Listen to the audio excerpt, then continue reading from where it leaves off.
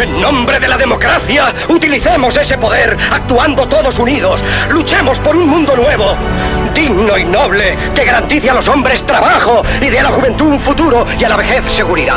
Con la promesa de esas cosas, las fieras alcanzaron el poder, pero mintieron, no han cumplido sus promesas, ni nunca las cumplirán. Los dictadores son libres solo ellos, pero esclavizan al pueblo.